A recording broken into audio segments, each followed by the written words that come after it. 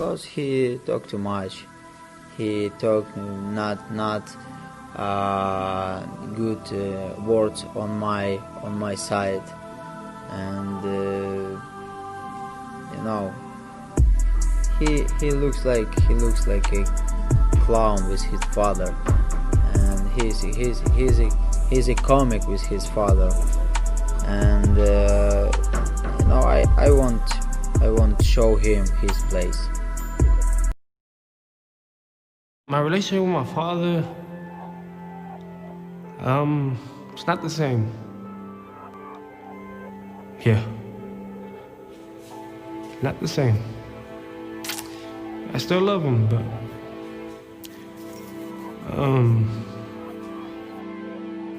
it's not the same. I think that he got too caught up with this whole boxing world. I have an on and off switch for a reason. And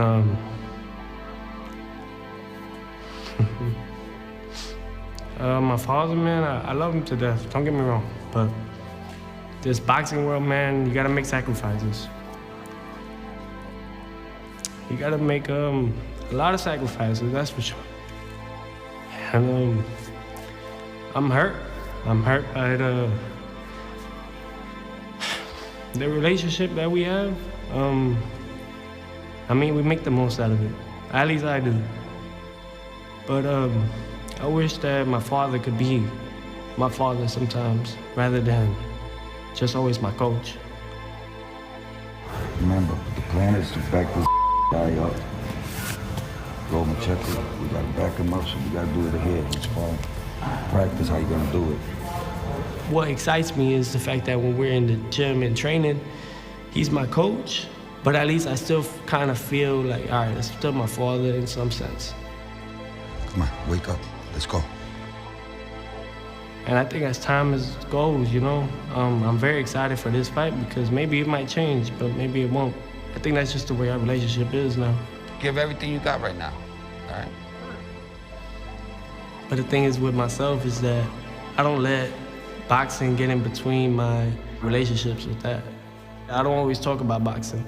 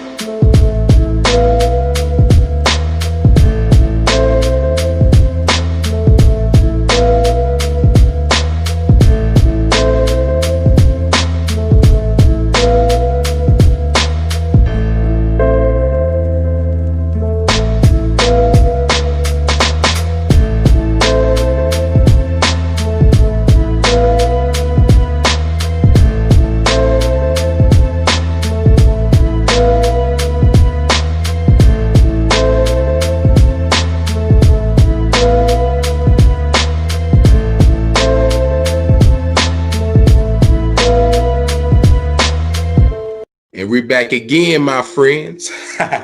Chuck P. C-Ville's finest here, man. And I'm with my boxing messiah that's full of that fire, my brother Marc Nall from Ohio Runs Boxing, man. And this is Knock the F Out podcast number 45. My brother Marc, how you doing, bro? Pretty good, man. Hanging in there, baby. It's good to be back on the show, man. You already know it's a pleasure, man, and honor. Hey, check this out, Marc. We got a damn good one to talk about now, man. The boxing guys finally came through, man. They talked that shit about the Father, but he gave us a good one this time, man. We got Teofimo Lopez, the IBF champion, going up against Visil Lomanchenko, the WBA and the WBO champion. Winner takes all. Now, Marc, I know you probably noticed how I didn't mention the WBC belt, but we're going to definitely talk about that in a little bit, because even though we have this great fight, I kind of want to dip into a little bit of the politics and the bullshit behind this whole franchise championship. You know, we're going to definitely get into that. We definitely got to get into that. But, you know, hey, let's get right on into it, man, and let's talk keys to victory for each fighter. Let's start with Teofimo Lopez, man. Teofimo Lopez comes in 15-0, 12 knockouts, IBF champion. I think the three keys for Lopez: IQ, power, youth. When I say IQ, I think it's very important for Teofimo Lopez to be the ring general, know exactly where he is in that ring, and set traps for Lomachenko. When it comes to power, that to me is his biggest attribute in the fight. Once he gets Lomachenko trapped, I think it's important, let alone imperative, that he makes Lomachenko feel him, man. Make Lomachenko uncomfortable exchanging. Kind of reminds me of the Salido fight, now that I think about it. Remember how Salido had his head down and charged at him and was exchanging with him, had Lomachenko all uncomfortable? I believe Teofimo Lopez can do just that. And as far as the youth, I think that's pretty much self-explanatory, man. You know, use your speed and your athleticism to your advantage. You know, Lomachenko likes to move around and all that. Cut off the ring. I think Teofimo Lopez can do that, bro. I think he can cut off the ring and capitalize on all of his advantages by overwhelming Lomachenko with that bully style and making him feel his power. I think it's very important for Teofimo Lopez to do that. Now, that's easier said than done, going up against the Matrix, of course. But we did see, and we also saw Teofimo Lopez have a little trouble. I want to talk about, even though a lot of people remembering the Richard Comey fight and how he got him out of there really, really quick. I looked at the Nakatani fight. You know, Nakatani had came here to the States, and I mean, he had a great performance against Teofimo Lopez.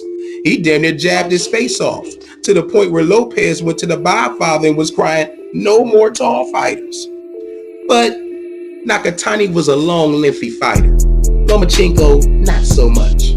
You know, so I think those keys to victory for Lopez, I think that would be enough, man, to get him over the hump against Lomachenko. Now, as far as Lomachenko is concerned, 14-1, WBA WBO champion. Only loss coming to Salido. We know about that. Man, I think Loma just needs to be Loma, man. You know, his biggest attribute to me is his footwork. And you can make an argument for experience. You know, his ability to move around and throw punches from different angles. You've seen it, Mark, man. It's enough to make some of these fighters just quit on the stool. You know, but the thing is, I don't want Lomachenko to get too relaxed in this fight, get too cocky and arrogant. You know how he can be at times, you know what I'm saying? You saw when he got a little too cocky and relaxed, you saw how he got dropped by Linares, you know what I'm saying? Even though he got dropped by Linares. And if you notice, when he kind of got relaxed a little bit in the Luke Campbell fight, Luke Campbell was having some success. You know, so I think it's important for Lomachenko to stay laser focused, stay laser locked in, use his movement, and his ring generalship, man, and his sensational IQ. You know, this isn't anything new for Lomachenko, man. With the background, the amateur background he has, you know, he's a sensational fighter. I think Lomachenko, all he has to do is be Loma, man. You know, I think Teofimo Lopez has more to prove in this fight than Loma, man. I think Lomachenko, if Loma just goes in there and just does what he do, man, and remain poised and don't get too cocky, I think Lomachenko will probably pull out the win.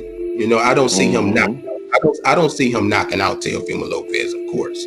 You know, but if he can do that, man, and get them all frustrated and riled up, I think it'll be a clear-cut win for Lomachenko. Now, I know you can't wait to dive in, man, but I want to touch on this whole franchise situation. Then it's all yours, Mark. Oh, good. We good, baby. Check this out, man. YGD on the beat.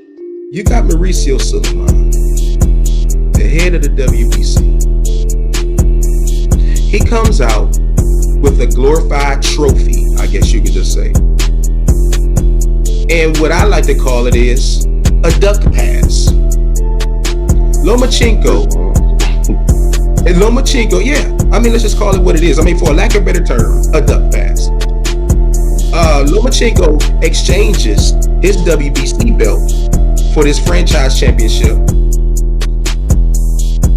And I didn't know this at first, but I heard he had requested it. Now, here's the thing, man. We have the same situation going on over in the middleweight division. But I want to say this, Mark. I want to say this. I think this whole franchise championship was only solely created for Canelo, man. Think about it. They say it's all about the people who move up and down. Lomachenko don't really do that shit. But Canelo definitely does. He moves up and down every 3 months. You don't know where he's going to be at after his next fight. But I don't really think that we should be putting a lot of, because you hear a lot of people put a lot of blame on Lomachenko and everything like that. I really do solely think that the franchise title was only made for Canelo Alvarez. But since Lomachenko has so many great accolades behind him when they request, I guess when Visil Lomanchenko said, all right, then we can go ahead and get this Lomachenko, and at the same time, it won't be so much heat on Canelo.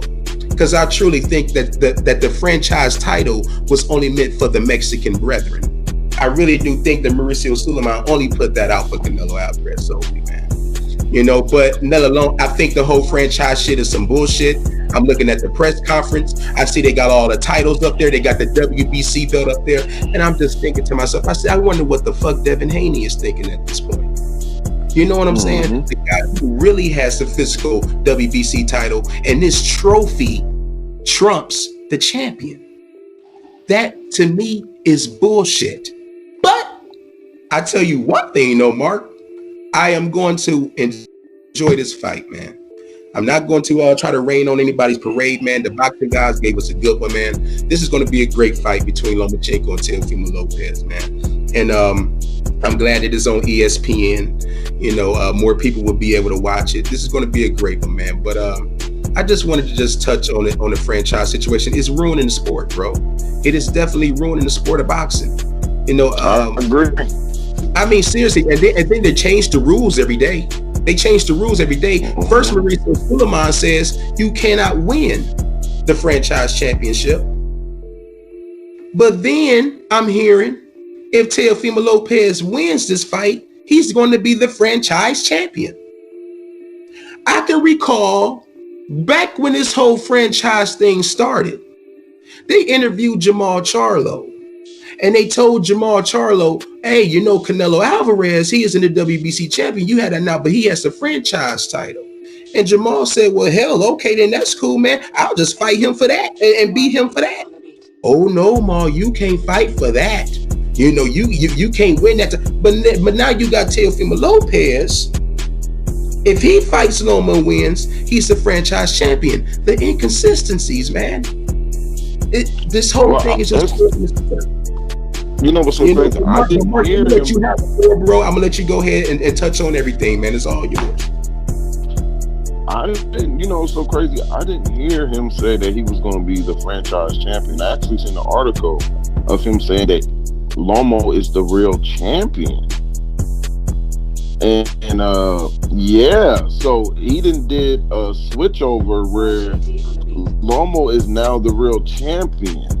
And Devin, oh yeah, I just seen an article the other day about this. You have to look this up when you get a chance, Chuck. Well, let me ask you this. Well, wait a minute. I hate to cut your eye, but I just got to ask you the $1 million question. I got to ask you, then what the hell is Devin? That's what is Devin Haney? This is crazy, man. So I seen the article. I think it was a video, and he was talking about it. Dante Boxing Nation was actually addressing this. You got to check it out. I don't think you've seen it yet. But yeah, they actually. Suleiman is now saying that Lomachenko is the real champion.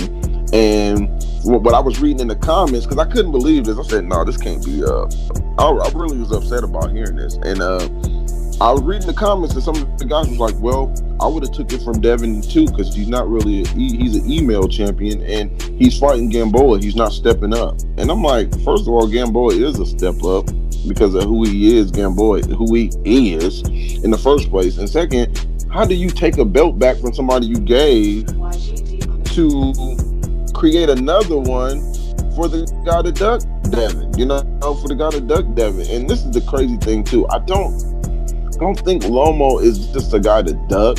I believe his team put him in a situation where it's like, hey, we want to go this route first, and then we'll sit back and come around and you know, fight Devin. I think the franchise belt trophy was created. Now you said Canelo. I think it was created to control the superstar, because once these fighters get into a high level, they don't need the belts no more. So how can we keep giving them sanctioning fees? You see what I'm saying?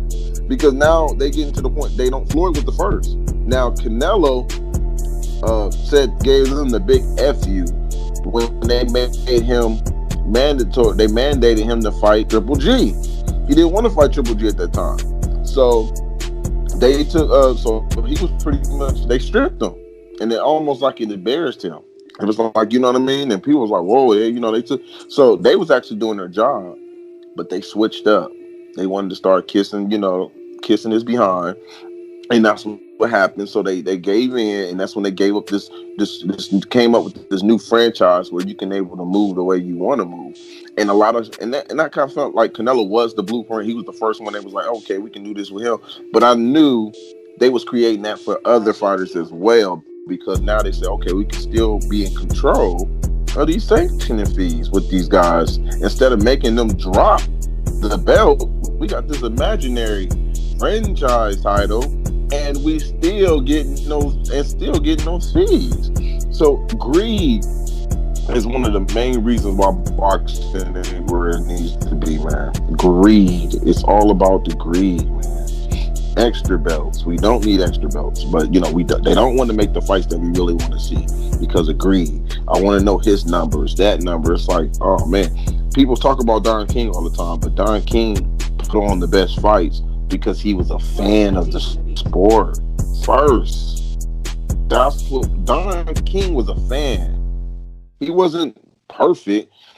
He did some fighters dirty, but at the end of the day, he had some of the best fights because he was a fan. These promoters are not fans no more, man. It's like, it's all about the business. I get it. I know it's business first, but you have to be a fan that want to see these good fights. With Teo, this is a good fight, man. This is a good fight. Now, we can jump into that now. I see your 3 keys of victory with Lopez, man. You pretty accurate. I think boxing IQ that you use, I think that's yeah, I definitely had that on the list. I think he has to have a great boxing IQ. He's young, man. This is the thing that concerns me with, he has punching power, but I'm not a guy that gets tricked on this punching power all the time. That's why I'm changing my pick, because I had Lopez these like the last 4 months, man. I had Lopez, he's gonna knock him out. But I said, I've been here before, man. I've been here before, where we look at this young guy. He's a good fighter, a good boxer. I didn't seen Lopez fight in the amateurs in the Olympics, you know what I'm saying? So I seen this guy fight. So he beat a couple fighters that I was big on, and I was impressed. But it's a boxer puncher. Sometimes these fighters get frustrated. They're not landing that. They won't land that big punch. If he comes in there trying to look for the big punch instead of setting it up, easy work for Lomo. And I feel that's what it's going to be.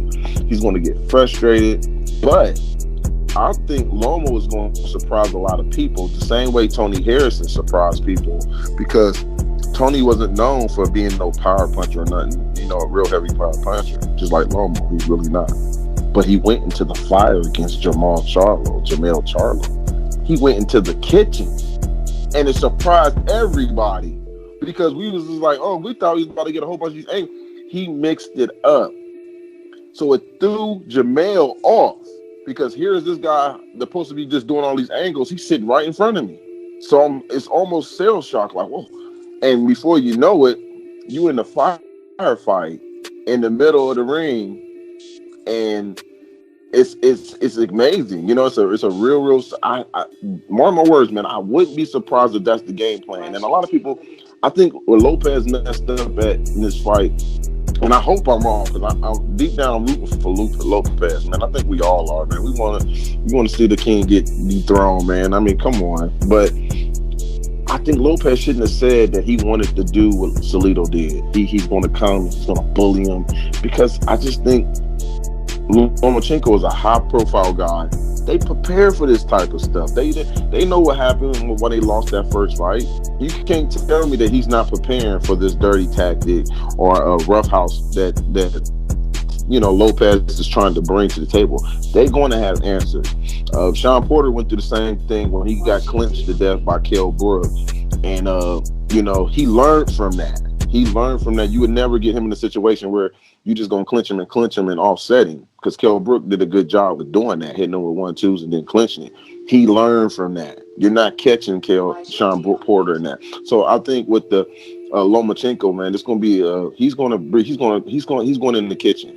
I think he's going in the kitchen, and where the fire is at against the puncher, and he's gonna go. It's gonna be an in and out of the kitchen, and it's gonna throw Lopez off. Lopez do not expect Lomachenko to come in the kitchen because he's confident in his power. But what do you do when somebody say, "Okay, I'm here"? What you gonna do? What do? You a young, up and coming fighter. Now you got this guy with experience. So he's going to be trying to play mind games with Lopez, and I just want to see if Lopez can bring it to the table, what he's going to bring to the table. But he's fighting a real dangerous fighter with all this experience, man. 396 wins and one loss in the amateurs is just ridiculous, man. And it's going to be a real great fight. But that's my take on it, man. I think Lomachenko, he just has to beat Lomachenko. Like I say, beat Lomachenko, but I think that would be a brilliant game plan, man. Just go in the kitchen, and you will offset him because he's thinking he's got to chase, and you can actually wear him down to the point he's throwing a lot of punches too, and you have to be in your, you know, his defense. He's slick, Lomo's slick. Now I hear people say, "Oh, well, Lomo got knocked down by, you know, what's his name? He fought who did Lomo got knocked down by? I forget who Linares? Linares knocked him down. I'm hearing a lot of people say that if Linares could knock him down, Lopez can knock him down. I don't like using that, man, because it's so different. Yeah, but bro, that was one of those flash knockdowns, kind of like what Broner did to Porter. Absolutely, you nailed it right on the head. It's not only just that. It's you can't just go off a fighter that's knocking this guy out and then think the other fighter, because Angulo did that to Laura. Angulo knocked down Ariselandi Laura 3 times, and Laura ended up winning that fight for a hematoma that came over his eye. Angulo had him beat, you know what I mean? But they stopped the fight with that knot that came over his eye. But when Laura fought Canelo couldn't touch Laura because Canelo don't know how to cut the ring off. You see what I'm saying? So Angulo knew that was one of his attributes. He knew how to cut the ring off and throw that hook every time Laura was turning with his hand down. So that was just something he was good at. So that's why you had Angulo knock Laura down, and then you had Canelo, who's the better fighter, keep chasing around the ring and not act like, barely touching him. You know what I mean? So it's just the styles of the fights, man. We got to really look at that instead of say, oh yeah, this happened, that's gonna happen. Like, no, it don't work like that in boxing. And so, but I'm excited, man. I'm excited for this fight. But I did have Lopez winning for the last 4 months, all the way to this last week. All right. Well, hold that thought. Got you. Hold that thought then, because it's prediction time now. Gotcha. And I had to take a second to go ahead and get the franchise belt. I had to get the franchise title. Okay. Got you. Before I make my prediction, I had to get the franchise title. So listen, I got a 5th round KO by Teofimo. Despite everything you just said, you got Lomachenko coming in there, getting all into the fire. All right, you can get his ass into the fire if he want to. He get the exchange with Teofimo Lopez, and he get clipped in that boy. It's a wrap. I got Teofimo Lopez 5th round KO. Man, that's a good one. Man, listen here, man.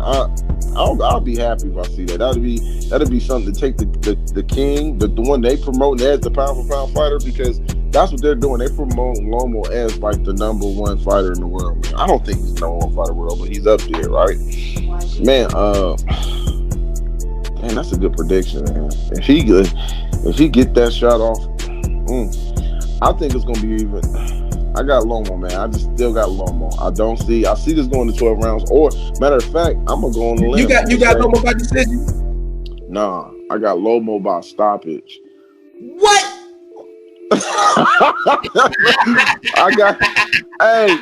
He gonna frustrate. I got Loma getting stoppage, man. Probably 11th round. I see Teofimo Lopez, his father throwing that towel in, waving that flag, man. So I think.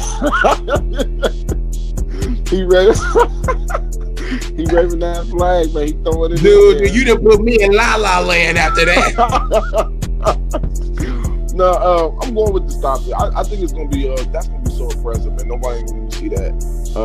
But if I'm wrong, I'm still gonna be happy, man. But I just think Lomachenko, this is his fight where he actually gets to really try to shine, and he's gonna bring something to the table, man. He's gonna show people what he's about, man. But I'm not gonna be mad if you get that 5th round, man. Like I said, boy, kudos to you. If that happens, I think it'll be exciting. So, hey, it is what it is. But I'm going with that 11th round stoppage, man. Loma. Hey, man, I can't argue with that, man. Dude, this is Lomachenko. You know what I'm saying? I'm just feeling hopeful for the young lion. Right. I think, right. Yeah. I think he's ready for this moment, Mark. I really do, man. I think his father got him ready, even though he got a chip on his shoulder and it seemed like he got a lot to prove. I think he'll persevere, man. I truly believe that. But hey, I've been wrong before. Ain't nothing wrong with that. But I tell you what, I know we can definitely agree on this. It's going to be a sensational night, man. It's going to be exciting. And it's free. Yes, exactly, man. On ESPN, man. On ESPN, man. 7:30 Eastern time, man. Make sure you check it out, man. It's going to be great. Mark, I think we done touched on everything, man. Hey, you want to plug your stuff, man, before we head up out of here? Yeah, man. You already know where to follow me, man. On IG, Ohio Runs Boxing, Facebook, Marcus Nall, and Ohio Runs Boxing. Got 2 pages there. Yeah, that's it, man. That's all I have to say right now. I enjoyed it. And y'all already know what it is over here, man. Follow me on Twitter at ChuckP216. I got KTFO info full effect, man. I just dropped my Halloween show, man. I'm a big horror fan, man. So, I kind of figure I kind of meshed it too. Add a little splash of creativity there. And, give you news in a pretty comical, humorous way. It might not be everybody's cup of tea or whatever, man. But, I like to have a little fun, man. I like to troll shit, man. And, I think you'll enjoy the show, actually, man. So give it a try, man. Give it a shot, and hopefully you'll ride with me, man. So yeah, Chuck P at ChuckP216. Follow me on Twitter. Nothing else really to tell. Oh, what am I talking about? Of course, I got something else to plug. The after party show with my right hand man from the land, Mr. Carl Cleveland. Early Sunday. We waking y'all asses up early Sunday for that after party show. It's going down, man. It's going to be lit. Hey, on behalf of Marc Nall, I'm Chuck P. C-Ville's finest. But to you haters, call me your highness. We up out of here, man.